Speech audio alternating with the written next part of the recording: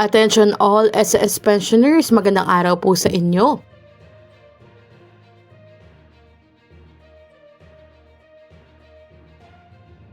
May mahalagang update tayo ngayon para sa bagong SSS pensioners na naghihintay ng kanilang pension increase.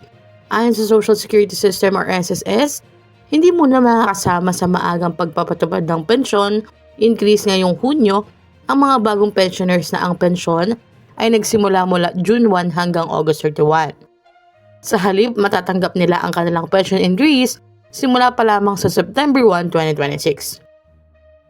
Matatandaan po na noong June 1 ay sinimulan na ng SSS ang mas maagang pagpapalabas ng ikalawang bahagi ng Pension Reform Program. Original ito nakatakda sana sa Setyembre ngunit inagahan upang mabigyan ng maagang tulong ang milyong-milyong pensioner na apektado ng patuloy na pagtaas ng presyo ng bilihin at iba pang gastusin. Ngunit nilinaw ng SSS na ang mga pensioners lamang na rehistrado na at tumatanggap ng pensyon hanggang May 31, 2026 ang kwalipikadong makakatanggap ng pension increase ngayong Hunyo.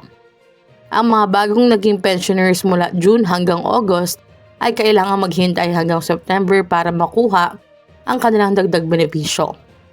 Sa ilalim ng programa, ang mga retirement at disability pensioners ay makakatanggap ng karagdagang 10% sa kanilang buwanang pensyon, habang ang mga death at survivor pensioners naman ay makatanggap ng 5% increase.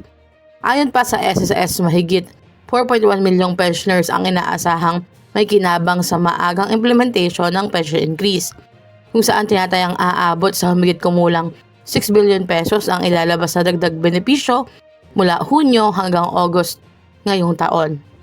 Kaya naman po kung kayo ay bagong pensyonado at ang inyong pensyon ay naaprubahan ngayong Hunyo, Hulyo at Agosto or June, July, August, huwag mabahala kung wala pa kayong natatanggap na increase.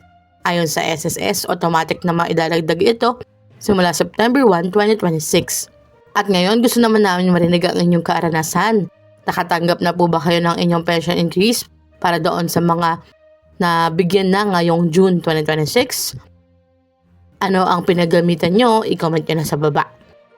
Kung bago pa lamang kayo dito sa ating channel, huwag kalimutang i-like, share, and subscribe para mas marami pang SSS, GSIS, NCSC at Senior Citizens updates.